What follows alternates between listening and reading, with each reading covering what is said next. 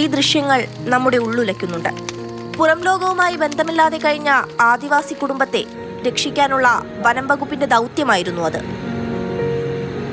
കാടിനോട് ചേർന്ന് ഈ പറഞ്ഞ ആദ്യത്തെ ദിവസം കണ്ട ശാന്തയെയും മൂത്ത കുട്ടിയെയും കാണുന്നു. ഇത് ഫസ്റ്റ് ദിവസം ഇവരെ കണ്ടിരുന്നു. പക്ഷെ അവർ വളരെ ടയർഡായിരുന്നു.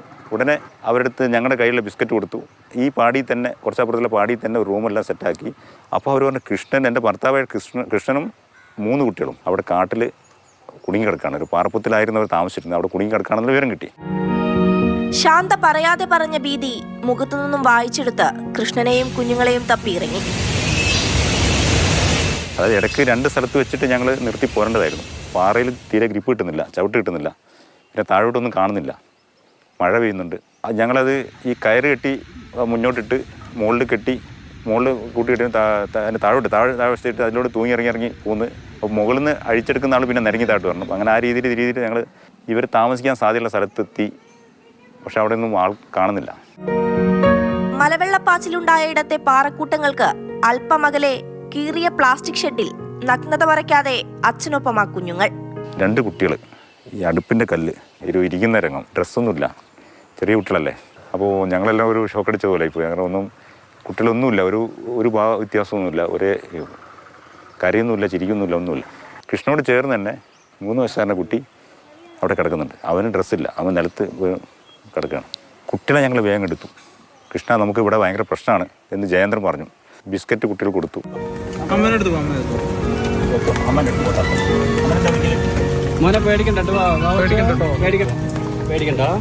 ആദ്യമായി മറ്റു മനുഷ്യരെ കണ്ട പേടി ആ കുഞ്ഞുങ്ങളുടെ മുഖത്തുണ്ടായിരുന്നു. കീറിയ ബെഡ്ഷീറ്റിൽ പൊതിഞ്ഞ് നെഞ്ചോട് കെട്ടിയപ്പോൾ പക്ഷേ അവർ കരഞ്ഞില്ല. നമ്മൾ ആദ്യമൊക്കെ മക്കളെ കയ്യിൽ പിടിച്ച് കയറിൽ പിടിച്ച് കയറി വന്നോണ്ടിരുന്നത്. പക്ഷേ ഇപ്പോൾ നമുക്ക് ഇനി വലിയൊരു ഇറക്കം ഇറങ്ങാണ്ട്. അപ്പോൾ കയർ കെട്ടി നമുക്ക് കുട്ടീനെ കയ്യിൽ പിടിച്ചിട്ട് നമുക്ക് കയറ് പിടിച്ച് ഇറങ്ങാൻ പറ്റുമല്ലോ. അപ്പം ബാഗിലൊരു ബെഡ്ഷീറ്റ് ഉണ്ടായിരുന്നു.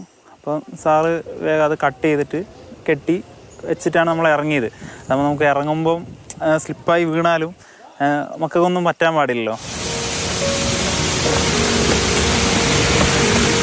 ഇഴഞ്ഞും കയറിൽ തൂങ്ങിയും എങ്ങനെയൊക്കെയോ രാത്രിയോടെ അട്ടമലയിലെത്തി. ഒരു എസ്റ്റേറ്റിൻ്റെ ബോർഡിലെത്തി. അട്ടമല ഭാഗത്തുള്ള സ്റ്റാർ ആപ്പിളിൻ്റെ ഒരു ചെടി ഉണ്ടായിരുന്നു. അതിലൊരു പഴം, അത് കുട്ടികൾ കൊടുത്ത കുട്ടികൾ നന്നായി കഴിച്ചു, ഞങ്ങളും കഴിച്ചു. അവിടുന്ന് പിന്നെ ഒരു അരമണിക്കൂർ എടുത്തു. നമ്മുടെ ഫോറസ്റ്റ് ഡിപ്പാർട്ട്മെൻറ്റിൻ്റെ ആൻറ്റി പോച്ചിങ് ക്യാമ്പ് ഷെഡ് ഉണ്ട് അട്ടമല, അതിലെത്തി. കുറച്ച് ഉണങ്ങിയ കമ്പുകൾ കിട്ടി, കത്തിച്ച് പുക പിടിപ്പിച്ചു. കൈയെല്ലാം ചൂടാക്കിയിട്ട് അവരൊന്ന് ചൂട് പിടിപ്പിച്ചു. അവരെ തണുപ്പിൽ നിന്നൊക്കെ ഒന്ന് മാറ്റി. അപ്പോഴേക്കും ഞങ്ങൾ മെസ്സേജ് കൊടുത്തു, അട്ടമല ഭാഗത്ത് എസ്റ്റേറ്റ് പാടിയിൽ താമസിപ്പിച്ചിരുന്ന ശാന്തയെയും കുട്ടിയെയും എങ്ങനെയെങ്കിലും ഇവിടെ എത്തിക്കണം. അവരൊരു മണിക്കൂർ, 1.5 മണിക്കൂർ, 1 മണിക്കൂർ എടുത്തു. അവരെത്തി. ശാന്ത കുറച്ച് ടയർഡായിരുന്നു. അവരെ മറ്റേ പ്ലാസ്റ്റിക് കോട്ടൊക്കെ ഇട്ടിട്ടാണ് കൊണ്ടുവന്നത്. പയ്യെ അവരെ മൂത്ത മകനും ഉണ്ടായിരുന്നു. അത് കണ്ടപ്പോഴുള്ള ഒരു സീന് നമ്മളെയൊക്കെ കരയിപ്പിച്ചു ശരിക്കും. ഒരു ചെറിയ കുട്ടി ശാന്ത കോരി എടുത്തു. പാൽ കൊടുക്കാൻ വേണ്ടി ശ്രമിക്കുന്നുണ്ട്, പക്ഷെ ഒന്നും ഇതാവുന്നില്ല. അങ്ങനെ കുറച്ച് ഭക്ഷണം, ബിസ്ക്കറ്റ് അങ്ങനത്തെ കൊണ്ടുവരുന്നു. അതെല്ലാം കുടിച്ചു കുട്ടികൾ കൊടുത്തു.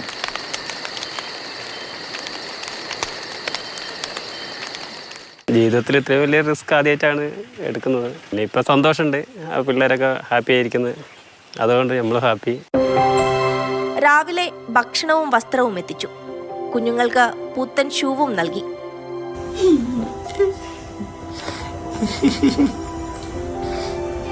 ദുർഘടം പിടിച്ച മലനിരകളിൽ അതിസാഹസിക രക്ഷാപ്രവർത്തനം. പരിക്കിന്റെ വേദനകളെല്ലാം ആ കുഞ്ഞുങ്ങളുടെ ചിരിയിൽ ഇല്ലാതായി. ദുരന്തമുഖത്തു നിന്നുള്ള 3ാമത്തെ ദിവസത്തെ രക്ഷാപ്രവർത്തനം. ആ കുഞ്ഞുങ്ങളുമായി കാട് കയറുന്ന ചിത്രം ഇപ്പോഴും നമ്മുടെയൊക്കെ മനസ്സിലുണ്ട്. അരുൺ കിഷോറിനൊപ്പം അഞ്ജന സുകുമാരൻ, മാതൃഭൂമി ന്യൂസ്.